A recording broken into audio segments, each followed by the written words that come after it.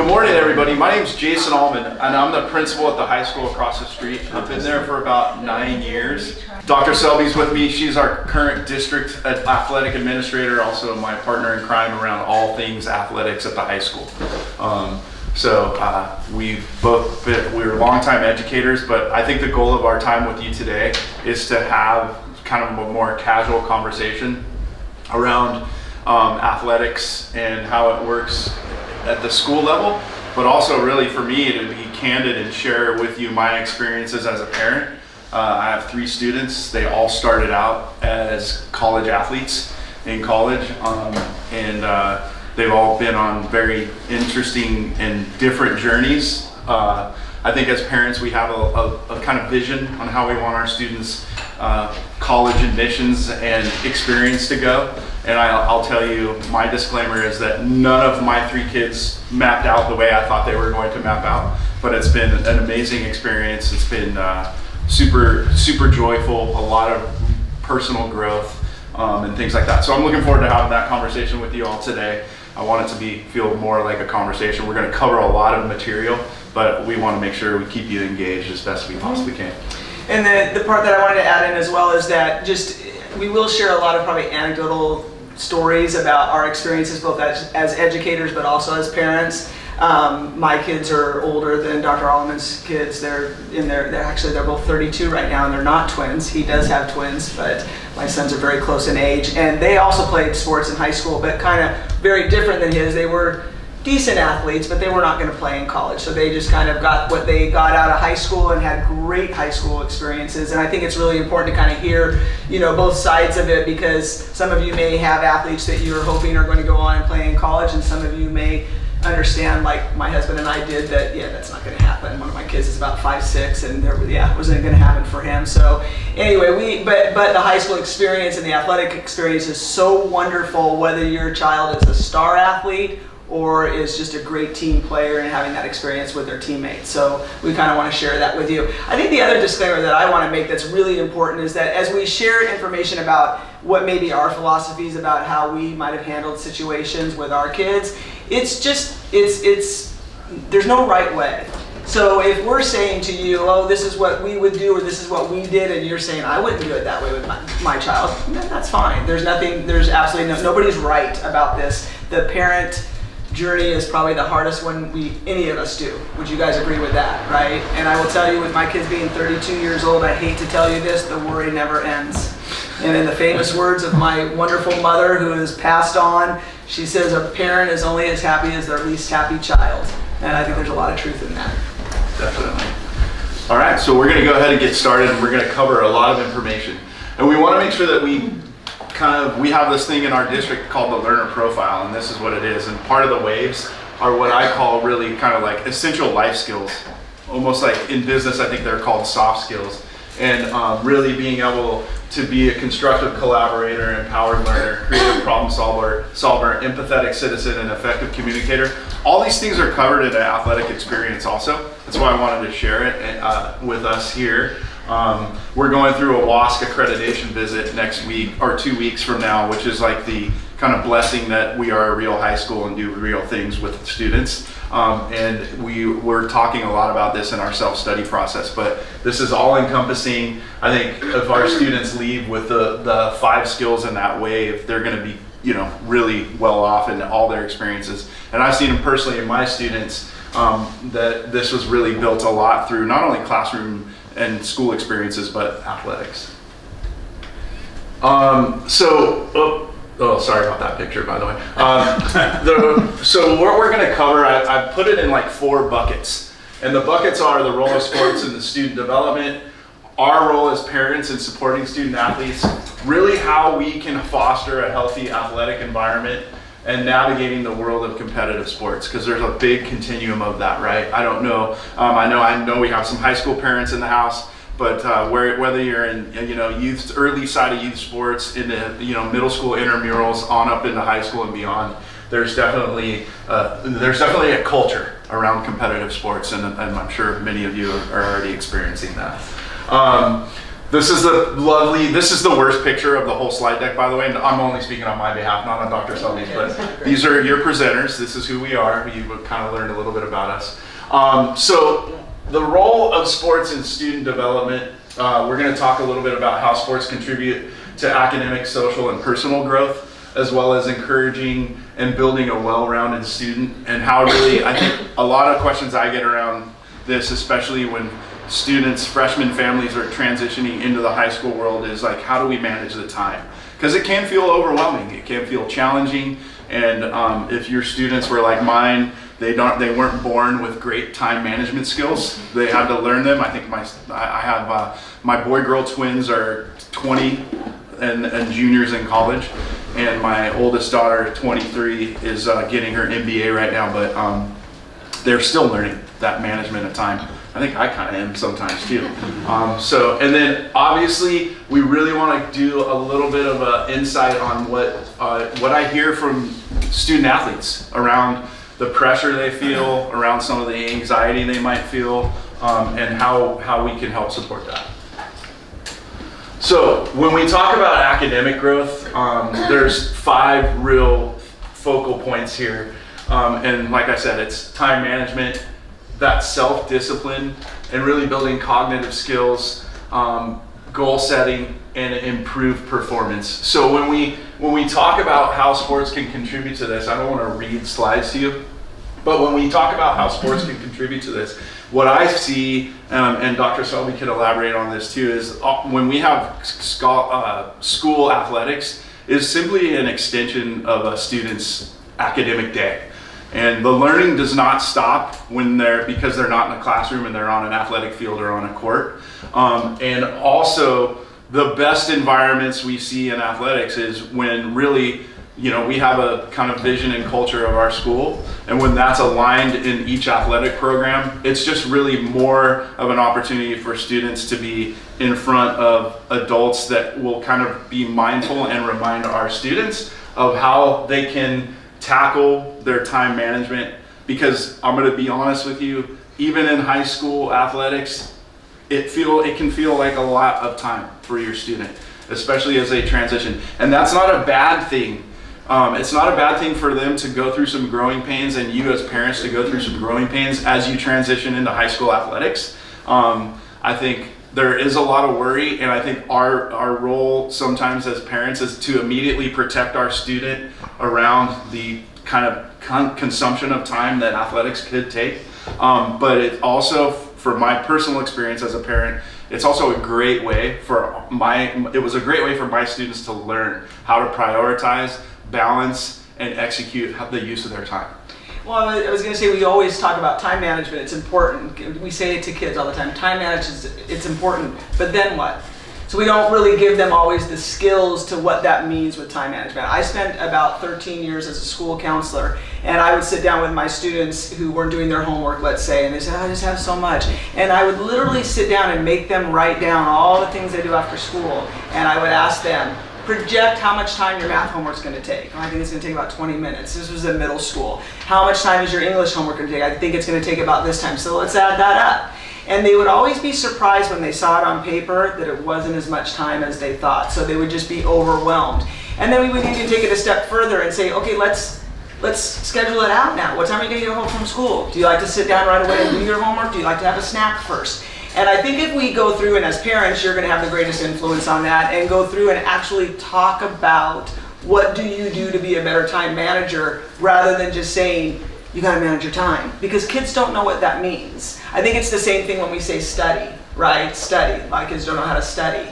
I think also asking your kids to start recording how much time they're staring at their phone mindlessly. I do that for myself. I'm 60 years old. This sucks me in with no value. Like, I just go, what am I looking at? Why do I pick my phone up and look at it? And I think our kids are even more hooked into this. And I think just encouraging them to have that reflectiveness about how much they do spend mindlessly looking at a screen versus scheduling out their time and their responsibilities is just something as simple as that is very helpful.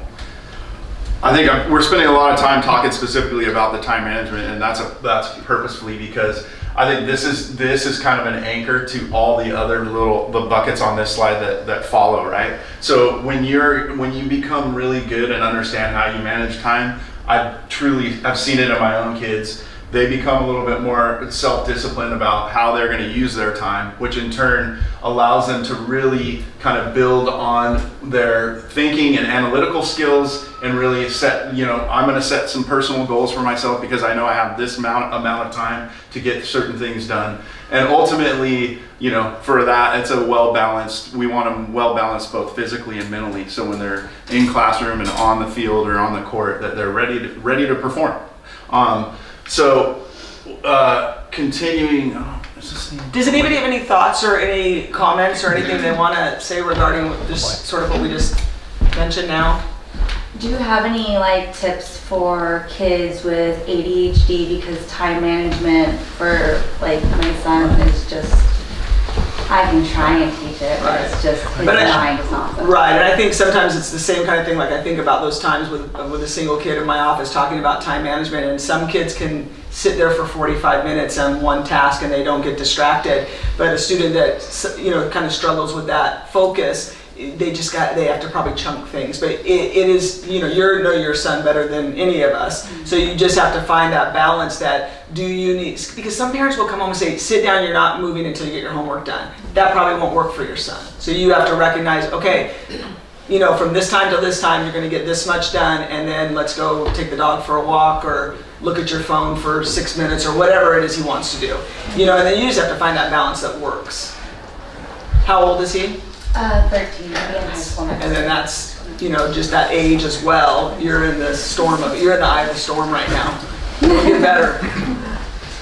I'm curious whether either at the high school level, either through sports or within just sort of the average academic day, there is any focus on helping students with some of these executive functions, because as we all know, our kids won't listen to us, but they will probably listen at least a little more readily to teachers. And we have a lot of kind of systemic things that we do. One of the biggest things we do is during our tutorial period, which is 4 times a week. It's on our block day, which is typically on a 5-day week, Monday through Thursday. We have a 35-minute dedicated time slot where students that need assistance will get the assistance, and that'll be either by a prescriptive assignment that a teacher has for them, but we do a needs assessment at the beginning of the year, and we do that 2 times a year for all students, which really tells us what they need help with. And we have had executive functioning sessions for students.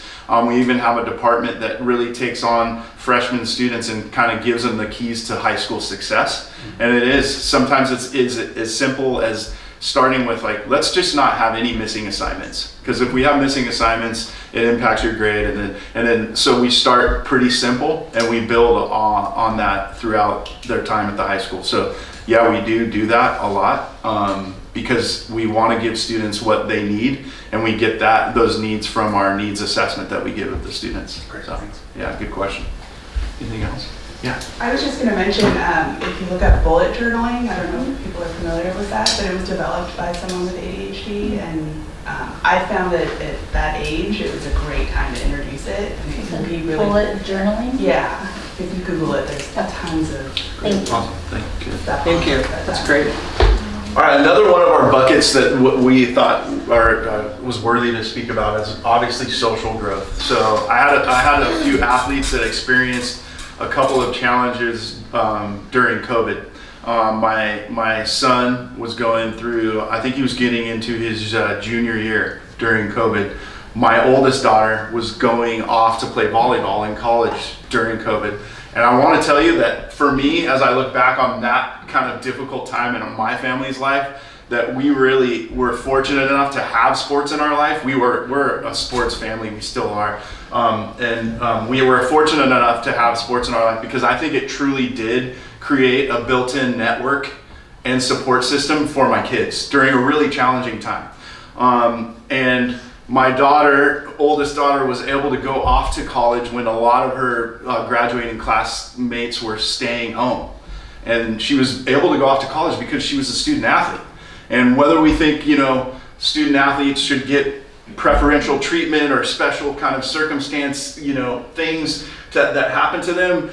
I was super thankful for my daughter being able to go off to have a college experience, because at that time, that class of 2020, that was a really hard time for students. They were getting ripped off left and right with something, that was out of all of our control. So when we talk about social growth, I wanted to kind of share just some takeaways that students, athletes really benefit from their student athletic experience. And obviously that starts with teamwork. Even in individual sports, golf, swim, dive, you really have to learn how to work with others. Sometimes that's simply a relationship with a coach. And I'm going to tell you, as you go through your high school experience and even your youth sport experience, your student will have a coach that they don't like, that they do not gel well with, that comes across mean to them or offends you as a parent in some way. And these are all really unique and perfect learning opportunities for our students to learn how to deal with people. And I think it's a very important process, and as a parent, to support them through, because I'm one of the things I'm most proud about my own kids personally is that I feel like they can work with and befriend anyone. And I think a lot of that has to do with the amount of challenges and the different coaches they've had in their athletic experience. Well, I wanted to kind of say the same thing as a parent. And again, this is one of those things that I'm going to tell you, this is a philosophy as a parent that I have, my husband had very strongly. My husband was an athletic director for 40 some odd years. He's retired now. And so we've interacted with many, many kids, many, many coaches, many, many parents. As parents, we recognized early, and I don't know if this was from the way I was brought up, but we recognized early that I am not going to be able to choreograph the outside world with my children.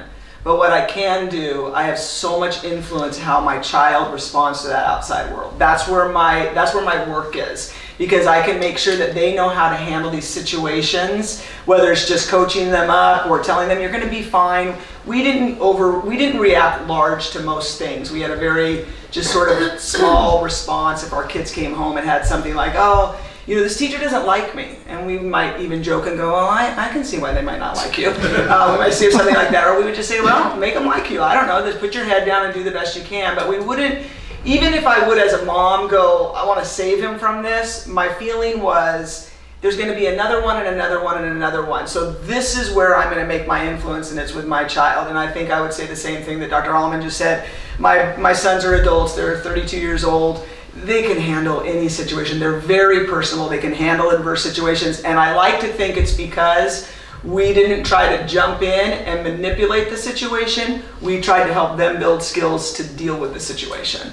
So it's not easy, and they don't always do what you say. Sometimes they'll listen to other people more than they'll listen to us, for sure. I tell parents all the time, I'm sure I'm saying the same thing to your kid that you're saying. Sometimes they'll listen to somebody else, and there's no doubt about that. But I also will tell you, at 32, my kids come back to my husband and I and say, how did you and Dad know everything? You guys just knew everything. And I'm like, oh my God, they never acted like that when they were younger.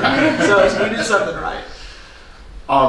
I think you're finding too that with each one of these slides, we could do a series on one individual slide around like student athletes and social growth, but I tried to anchor the essential skill, which is like learning the teamwork and dealing with people, and it really does contribute to what the rest of the things you see here. So we won't go into a deep dive into every one of these topics, but I can tell you heard from Dr. Selby how these situations really help lend a lot of perspective around communication, solving conflicts, facing and dealing with a little bit of adversary challenges, and being inclusive and taking on leadership roles. So I'm going to kind of, for the sake of time, I want to make sure we are able to cover a lot of stuff. This thing keeps disconnecting, I think. There we go.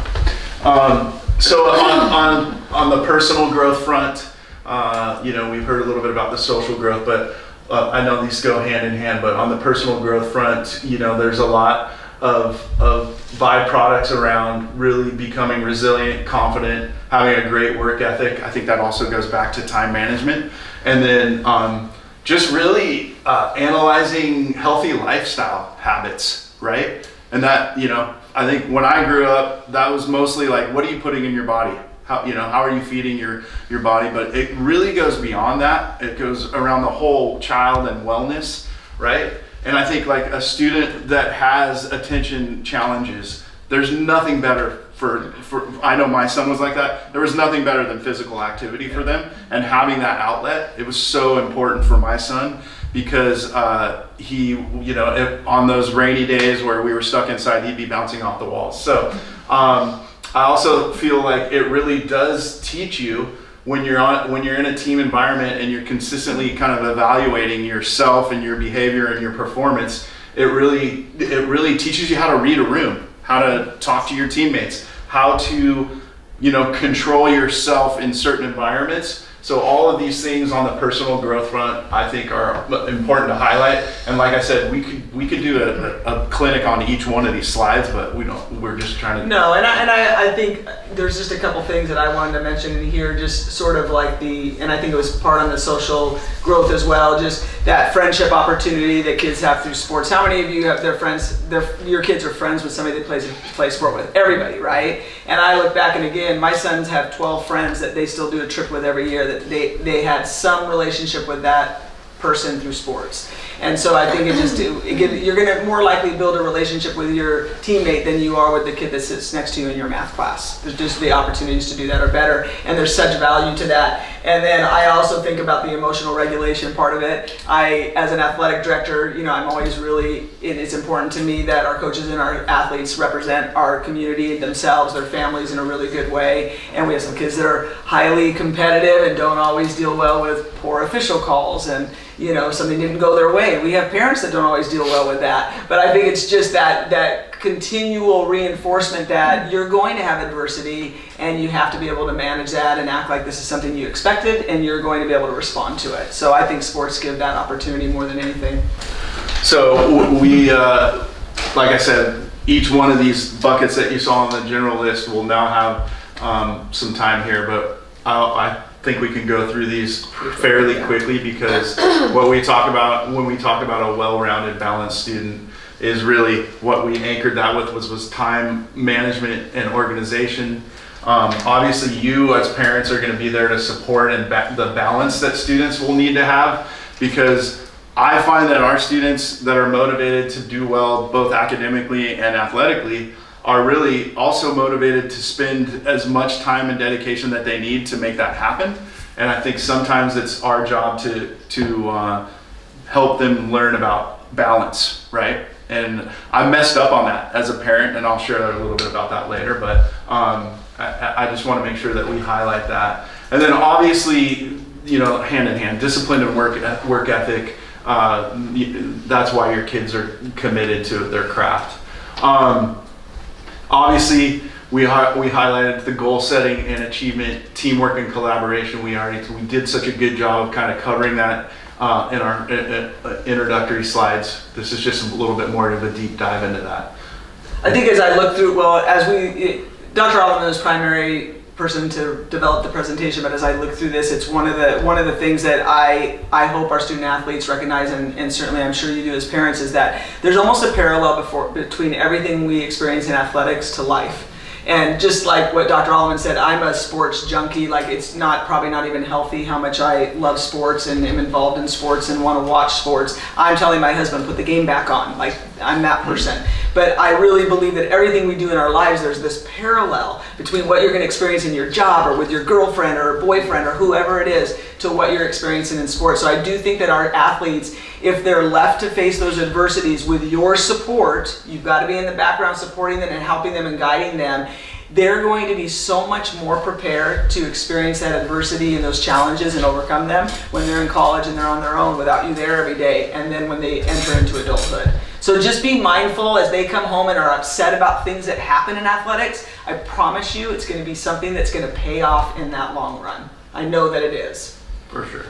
Obviously, again, this is just kind of a little bit of a deeper dive into what we saw in our initial slides that we had already covered, and for the sake of time, I'll highlight some things as we go through that, like I said, both work experience and personal experience here. But I saw for one of my students, my own personal kids, my youngest daughter, who's the twin sister of my son. I don't know if any parents in the room here experience this, but my youngest daughter really struggled with like kind of some personal identity things that I think young female adults do experience. And I think her sport was tennis, and she went off to college and started playing tennis in college, but her experience in tennis was very subjective around body and fitness, right? And that would always come home with me and our family, and it would be a topic of conversation. I watched my daughter struggle with that and her own personal self-value around that. And as a parent, those are things that immediately I wanted to jump to the coach and go, why would you say that to at that time a 14, 15-year-old girl? Or why would I wanted to be the dad, the protective dad. And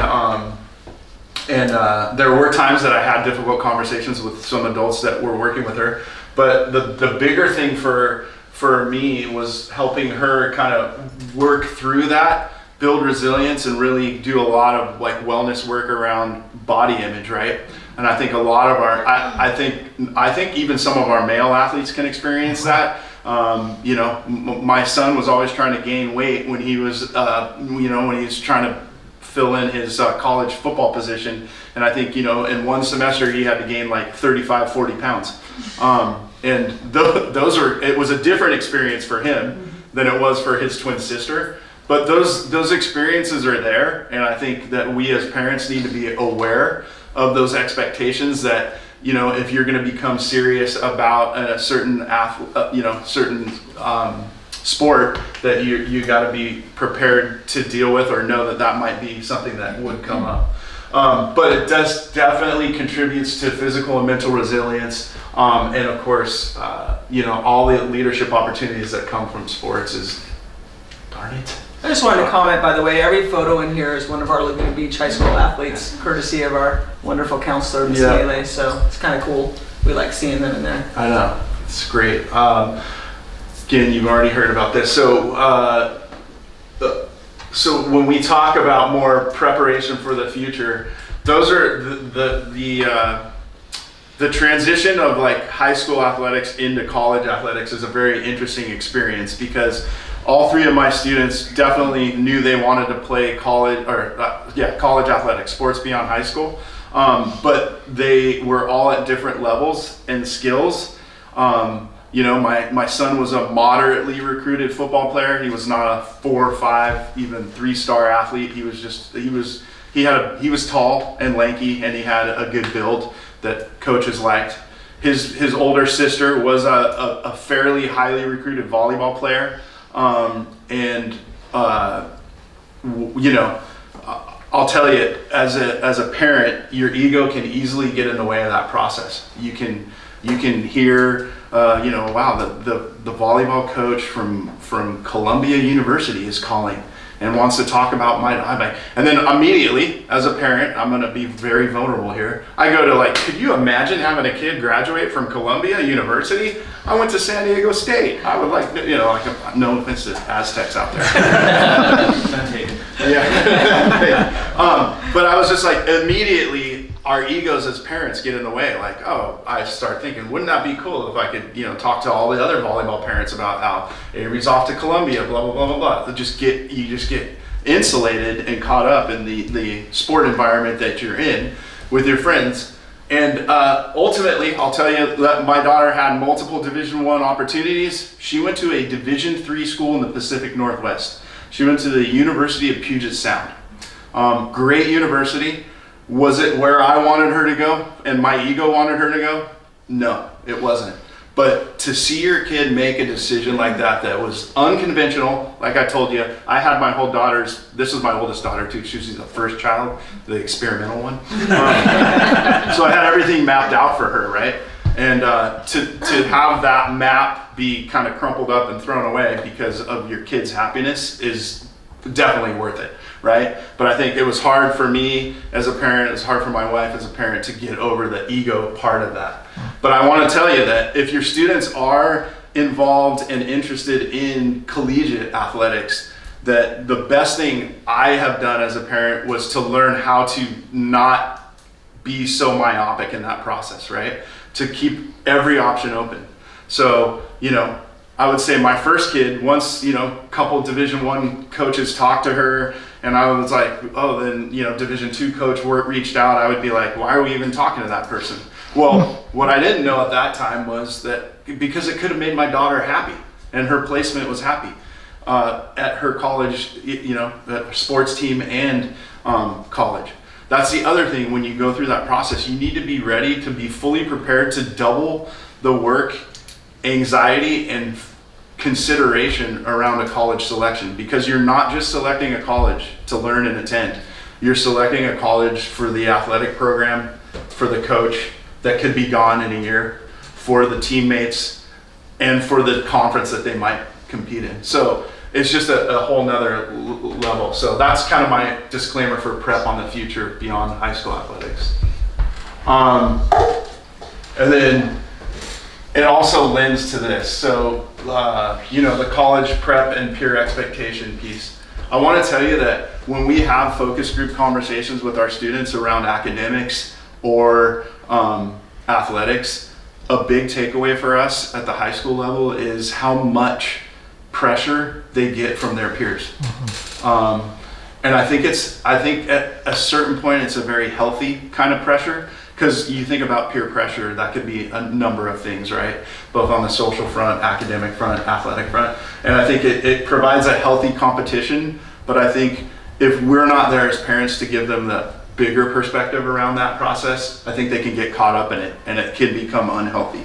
But it is very interesting and a consistent message from our students that, a lot of my drive, a lot of my, even the classes I select, what I do in my free time, both with athletics and extracurriculars, is driven by what my peers are doing.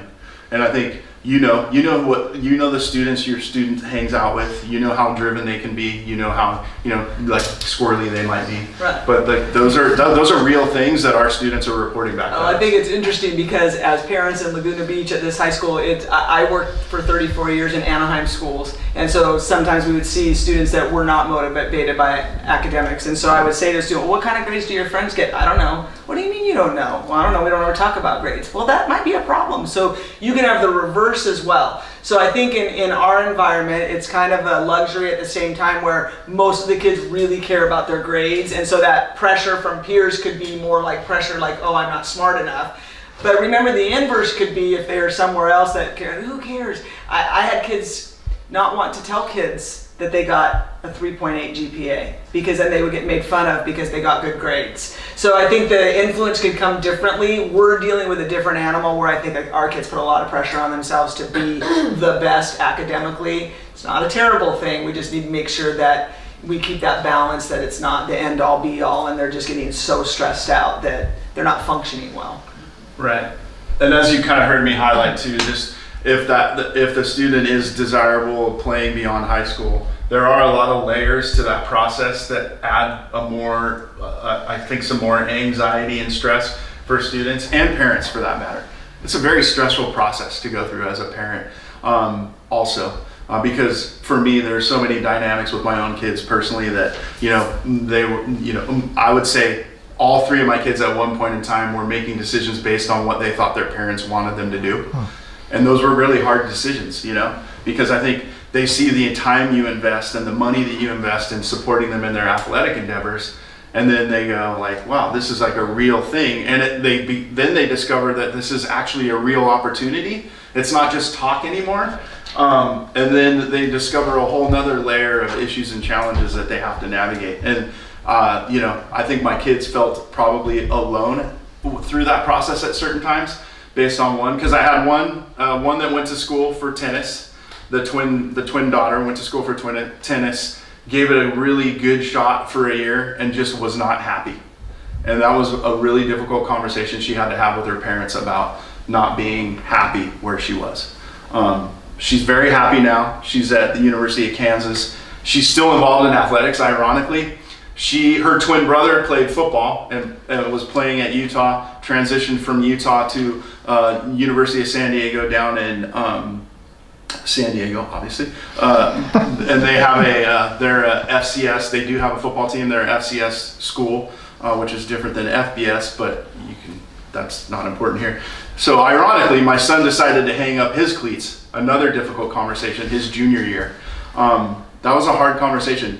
And for me, the funny part about it is his twin sister, is now an intern for the Kansas University football program. And she's doing recruiting and coordinating recruiting for football. So she's still involved in athletics. My son is, and now involved in athletics in a different way, where he runs and coordinates all the athletic events at USD and does setup, takedown, coordinate refs and crowd flow and things like that. So it's just a very interesting experience on how it panned out. And ultimately, what you want, like Dr. Selby said, is you're only as happy as your least happy kid. And now my kids, I think the twins are where they are. They're very happy, which makes me happy. But again, did all the work to get students to their prospective college and athletic program. But again, it doesn't always turn out the way that you hope or think it would. I think that's important to keep in mind. You heard me talk a little bit about body image. I think also that goes along with that sometimes is when your kid might be in an athletic slump, there's a lot of self-doubt there. There's a lot of second guessing if you belong where you're at. Those are really big challenges that I think are real for most student athletes, even the best student athletes. So I think those are things that we need to be aware of as parents. There we go. Also, we all know how our kids can or may not be able to cope with some of the challenges around the stress that sports can bring. And then, of course, I think we can contribute to that also by how we deliver our expectations as parents. I wanted to share something. I told you that Jason's experience with his kids was very different than my kids in their high school experience. My older son was by far the more natural athlete. He was good at everything that he did. Tiny, small. I'm sorry, I'm 5'2". He just didn't stand a chance. But he's just good at everything. And my younger son, who probably had more of a passion for sports, just like he writes for Sports Illustrated as an editor for Sports Illustrated. He's kind of that nerdy stats kid. But he just lived and breathed everything sports. And I remember when he was about 8 telling my husband, you have to teach him how to play catch. Like, he couldn't throw a baseball. He's gonna be that kid that they're making fun of. Just teach him. He broke a chandelier in the house. It was just bad. He worked his tail off all through his childhood, through high school. So I've got these two boys, the natural athlete, competitive, but it's just fun. And then the kid that nothing comes natural to. And so one day, my husband, who's a coach, and he's pretty reasonable, he's not out of his mind, but he's always telling the boys, let's go, we're gonna go work on left-hand carry-unders in the driveway. And one day my son, who's the older one, who's a sophomore, said, Dad, you and I have to have a talk. And my husband's like, what? We need to have a talk. He goes, Dad, I like sports. I don't love sports. I'm never gonna love sports like you and Nick do. And I'm never going to work on my left-hand carry-under for 2 hours in the driveway. It's never going to happen. He goes, and I know you tell me that there may come a day that I get cut. And if that day comes, then so be it, I get cut. But isn't everybody told eventually they're not good enough to play anymore? And my husband, literally, who's a guy, kind of just like sat back and said, you're 100% right, son. You're 100% right. And from that day, he knew how to parent that kid. But thankfully, my son as a sophomore had the courage to say that to his dad. And my boys were very compliant kids. They weren't difficult to raise. They weren't, they didn't challenge us very often. So I imagine that day that was a really hard thing for him to say to his dad. But it was wonderful, and it was wonderful for their relationship as well. So your child may not have the courage, if you have a child that should say those kinds of things to you, but just maybe be mindful of that little story in the background, because my kids today, like, I'm just shocked that my son as a sophomore sat his dad down and said that to him. Really am. I would thought he would have been too afraid to do that. But he wasn't, and it worked out beautifully. And so I think it was we thought he wanted this. We thought he wanted to be the star on the whatever team he was on. We thought he wanted to be that starter. And he didn't. It wasn't important to him. He loved being part of the team. He loved that whole experience, and he got to play a decent amount of time. He just never was willing to work that hard to be the man, so to speak. Yeah, I think that for me, when if I was given this speech maybe 2-3 years ago, I wouldn't know as much as I do now about the parental expectations and how our athletes can feel the pressure to live up to the expectations of their parents or family. But one of the most difficult conversations I've ever had with my son was the day he told me he was not going to play football anymore. It was just something that resonated. Sorry, jeez. It's tough. I was working here. I knew it was tough. I could tell. It's something that I wouldn't want another parent to not have the knowledge around, because I was even like, for me, it was like, I don't even know if I know how to parent my son without football in our life. You know, it was just that kind of thing, and I wasn't intentionally trying to put pressure on him or have him. He loved his experience, by the way. It wasn't anything he was forced to do. But it was very eye-opening for me, and it was very something that now I look back on. I'm very proud that my son had that combo with me. Yeah. So anyway, these are pressures that we want to be aware of as parents, for sure. So where we can provide, I think you kind of heard some anecdotal stories about where we can provide supports and solutions. I think you've asked some great questions as parents around, how can we help our students with time management, and I think being open in communication, and really being an advocate for your student athlete when you need to be, right? And not being afraid to insert yourself as a parent where it's appropriate, but also the thing that was harder for me is not being afraid to step back and let your young adult figure stuff out on their own with your guidance, right? I'm not saying leave them alone, but let them have those conversations with a coach. When you're in high school, I think the biggest thing, if you're going to have to miss practice for whatever reason, and it's a valid reason, you're going to email the coach. I'm not going to, as your mom, I'm not going to, but you're going to email the coach. I had a question about last year's 8th grade tackle. We're going into high school, and my son just doesn't know if he wants to play a high school sport, because from 4:30 to 8 o'clock, and I know the schedule is different for high school, but all of that time was spent getting ready, carpooling, getting here early, and then getting home. And it just didn't leave time for him to actually get his work done, and he is someone who struggles getting his work done. But if we missed a practice, we were definitely punished in the game, and we're taking 4 hours out of our Saturday to drive there, be there an hour early, do the game for an hour, and drive home. He pretty much not play in the game, and it's a huge time commitment that we're giving. So he's like, I can't miss because I've got to make up work, but I'm choosing between my sport and this project that I need to get done. Mm-hmm. Sometimes he'd ask to stay home to get it done.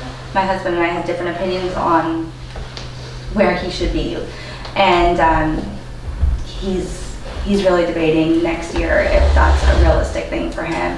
If he has to skip because he has to get something done because he wants to do well and he has to maintain a GPA for high school sports, then he just doesn't know if he's conflicted, and we're conflicted. Right. Like, we don't know what he should do. I would love for him to do high school sports, but he's not sure if it's possible because he's not sure he'd be allowed to miss every now and then and not suffer consequences.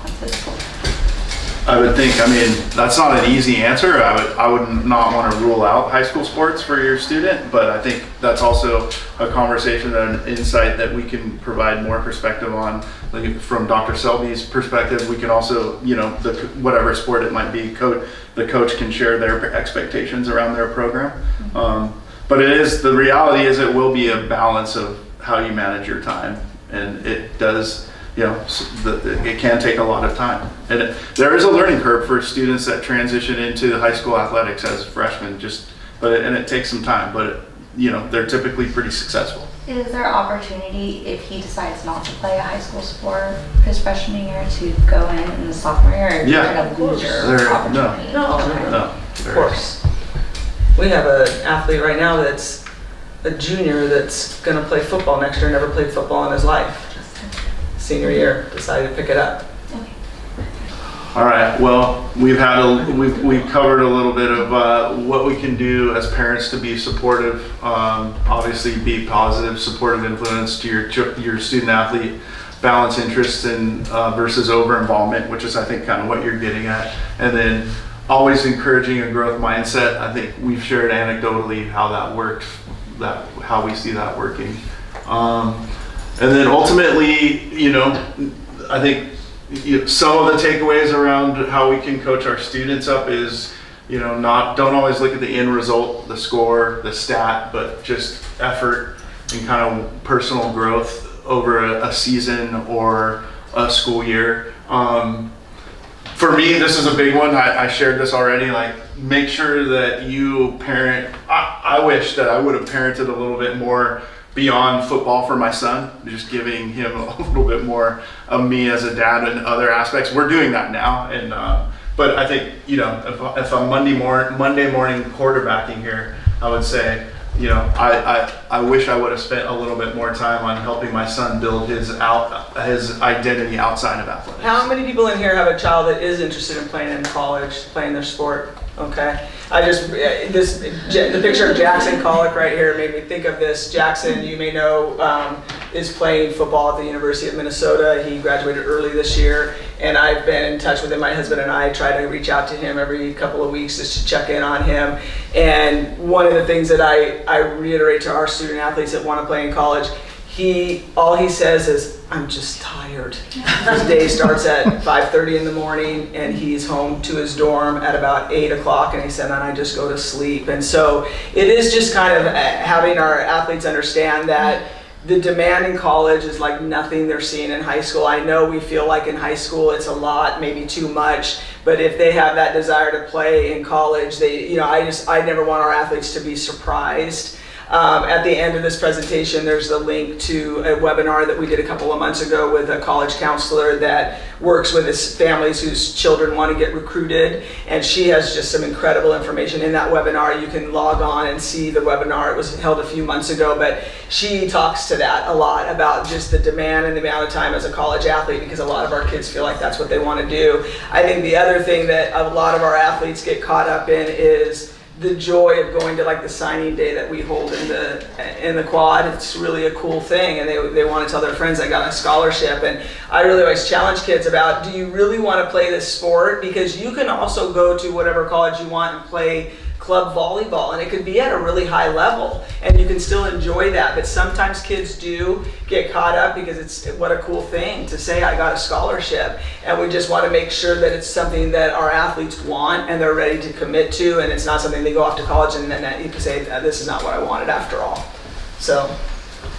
All right, and just a couple more tidbits of info for us as parents to consider. I won't dive deep into this out of the sake of time. I know we're supposed to be wrapping up here. Obviously, we've already kind of covered a lot of these aspects of parenting and how we can lend support to our students. I've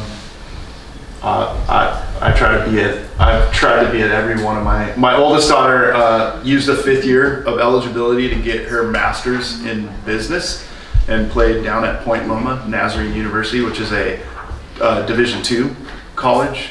And I'm telling you, like, that was probably the biggest athletic success story. It was my oldest daughter in this scenario, because she kind of followed it through. She had a great experience in her undergrad and then really utilized all the stuff happening in NCAA college athletics to maximize a really low cost advanced degree education opportunity for herself. She's doing it all on her own.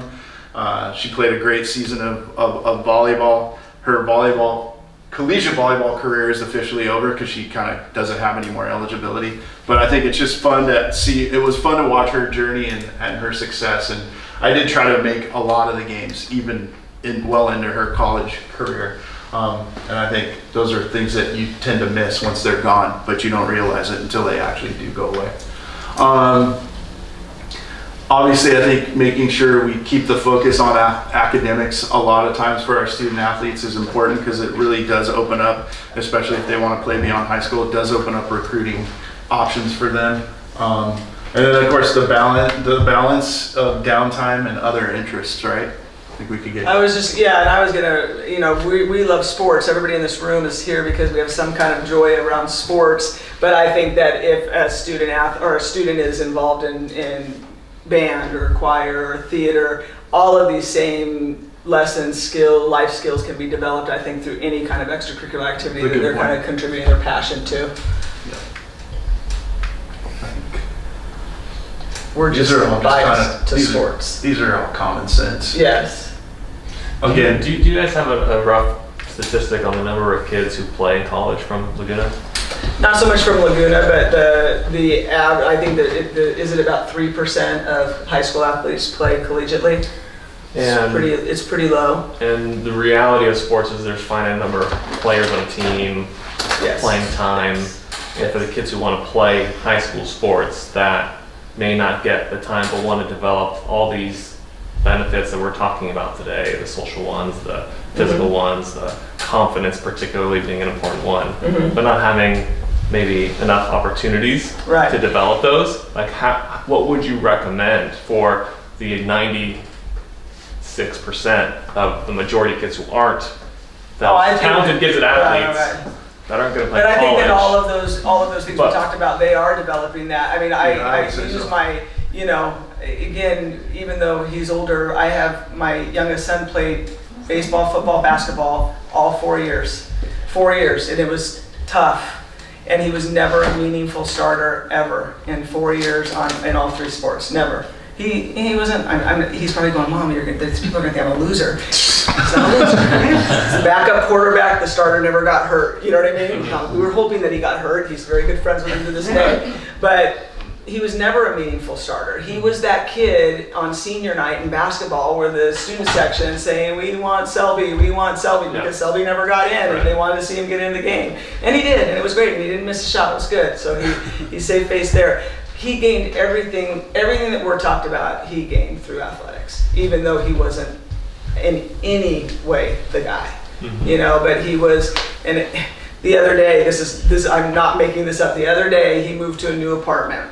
And he was going through all this stuff, and he pulls out about 7 plaques where it says Coach's Award, Teammate Award, whatever. And he pulls it on, and he goes, "Good Lord, was I this guy?" Or, "Yeah, you were that guy." I was so flippin' proud of him. He's just a great kid. He's a great kid. But he was that guy. And so I don't think it matters. I certainly don't think that you need to be in the 3% going off to college to get the benefit of it. You don't. Everybody's going to get that benefit. I would agree with that. So I think there's just like this balance of finding, developing that confidence for them to be able to say, I can do this, instead of just I'm that guy. Yeah. I think just being in that environment, the team and athletic environment, is really conducive to all of those things that we're looking for as parents. And then are there any other of the sports at the school, like maybe sports that have a higher percentage of like participation? You know what I mean? Like I would imagine like cross country or something like that. But like, I'd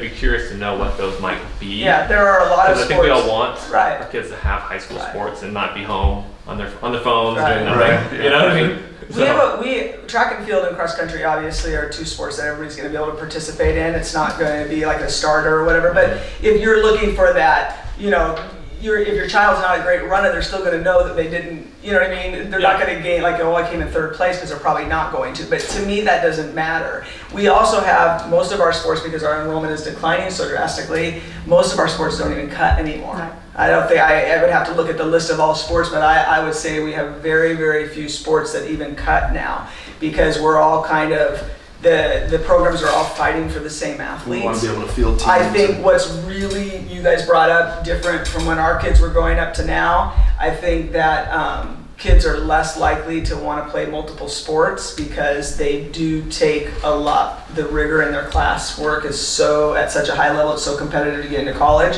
that I think they're less likely to commit to multiple sports. So the opportunities are definitely there for even the average to below average athlete to be part of a high school team. But as far as being able to choreograph that success, there is going to be some level of these guys are better than you. Yeah, so transitioning into high school, is it unrealistic to think multiple sports, 2 sports is going to be overwhelming that too much? Not. I think the time commitment is tough. Yeah, Depending on It sport. depends on the management of time and like really. Time management is huge. My son did club. He's been doing club plus 2 sports. And he does well, and he's been able to. It depends on which 2 sports in our experience. Because Yeah. we did football and basketball, and it was That's physically impossible. I was going to based say on that, our schedules. Right, there's right. definitely sports that demand more, and some of it's because of the nature of the sport. It's probably the same way at every high school, and some of it's because the nature of the sport at Laguna, and it's been like a flagship sport at Laguna. So I can tell you right now, water polo, basketball, baseball, and football are pretty demanding. Even our cross country is, just because they run a really in-depth program, So definitely some sports are going to require drastically different levels of commitment. There's no doubt about that. But no, I think we have a lot of students that can do 2 sports, but I agree that doing 2 of the major sports, that's why, like I said, my son was run ragged. During the summer, it was miserable. I don't know how I'm driving him all over to this summer league and that passing league, and he and his buddy in the car, and there were times they were getting tired of it, no doubt, but they wanted to do it. We wouldn't have cared if he quit one, but they wanted to do it. So, but I think the opportunities are there, and I strongly believe a kid does not have to be the starter or the star to get a ton out of high school athletics. For sure. I've watched it. They do not. Yes. So I have younger kids, elementary school, and one that's in 6th grade, and we don't think that we know that they're not going to college on any sports, but they do love playing on teams and playing, just the recreational sports and all of that. And I'm wondering, they play sort of all of them, and usually they enjoy them. So I'm just wondering, kind of in the same line, when do they need to start focusing on one to get better, or should you encourage them to play? My younger one is just wants to be on teams with his friends, that sort of level, and he's a 4th grader. So. I'm going to give you my personal answers. This is just me. Do not focus on a sport. I think that if they love multiple sports, play multiple sports. I think that they love just playing. That's what I mean. Being outside That's with their why friends I and that sort of think. thing, That's but- why, right. Yeah, And for so- most kids, I think that's the answer. To just play what they want to play. Yeah. Even when, we have connections with a few, professional athletes. My nephew played in the minor leagues for 5 years. All he did was play baseball. He never played any other sport, and he's 38 years old, and he says to my husband all the time, it was a football coach who tried to get him to play football. Uncle John, I cannot believe I never played football, and he regrets that. Annie Stankiewicz, the head baseball coach at USC, played with the Yankees for a few years, good family friend. He will tell you the same thing. He will tell kids now that he's recruiting, play everything. One of our kids, Reiner Swanson, is going to BYU to play football. He did a recruiting visit to Alabama, talked to Nick Saban. For those of you that are college football fans, Nick Saban's kind of a big deal. And the first thing he said is play multiple sports, run track. That's what even at the highest level coaches want to see. But I think our kids are afraid to do that sometimes. I think also it's different, this year-round demand, there's no doubt. And it's happening everywhere, guys. It's not just Laguna. There's not a high school basketball or football program or baseball program anywhere in Orange County that doesn't run their program year-round. Not one. So it would be difficult club to sport compete. environment. And then you mentioned club. The reality as well, when we talk a little bit about high school recruiting, and we'll share with you that video. Is that like? Stage closing music. Stage Totally. Get in the music. So one of the realities, and this makes me sad as an older person about to leave education to head off into retirement one day soon, recruiting doesn't happen at high school anymore. Okay? The only sport, disagree if I'm wrong, the only sport where you're going to see high school recruiting is football, because football does not have a club parallel. And so if a recruiter's going to go want to recruit a volleyball player, they're not going to come to a game at Laguna to watch one athlete playing against Portola. They're going to go to an elite tournament somewhere, and they're going to see 100 volleyball players that they want to recruit all at the same time. And so to me, in some ways, it makes the high school experience more pure. You're playing with your neighborhood friends. That's a great thing about Laguna that you guys may not be aware of, that only Laguna kids go here. It's our neighborhood kids, and I think that is just the coolest thing. And we're losing that at most places. Los Al's got, they're recruiting from outside their neighborhood. All the private schools are, but you come to Laguna, and these are kids that live in our attendance boundaries. They grew up with these kids, for the most part. And there's something refreshing and different about that doesn't exist very many places anymore. And I value that. I think it makes it harder to compete in some ways, but I think it's also a really good thing that I hope you guys can lean into and recognize the value of it. All right, I think this deck will be available for you, and then this is what you wanted to. Yeah, I just wanted to. This is a little over an hour video. We had Katie Anderson, who's been a long time counselor for families who want to pursue that opportunity to play in college. She provides incredible information about how you as a family, as your student athlete, can get their name out there. She talks about the difference between Division I, Division II, Division III opportunities. She will talk about the number of scholarships most of those schools have available to give out. She talks about the value of a scholarship. A lot of people think, oh, I got a scholarship. My nephew got a scholarship, Aztec, to go to San Diego State to play baseball. It was for $6,000 a year. 3 years later, my son got an academic scholarship, the nerdy one I told you. He doesn't mind if I call him that. He's proud of it.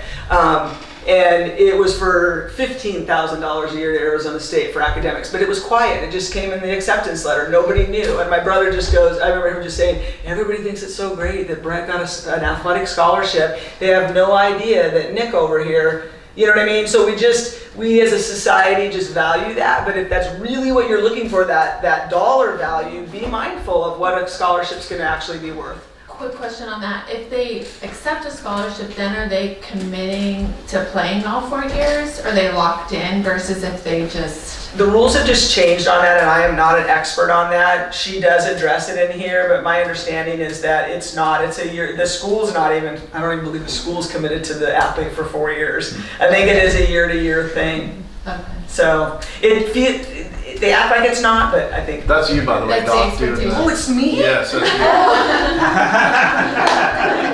you. You're trying to get out of here. I'm trying to get out of here. That's awesome. Don't tell them. I know it was me the whole time. No. Question. My son's actually played individual sports. He's an 8th grader right now, so he'll be going to high school next year. Now that individual sport requires a lot of traveling.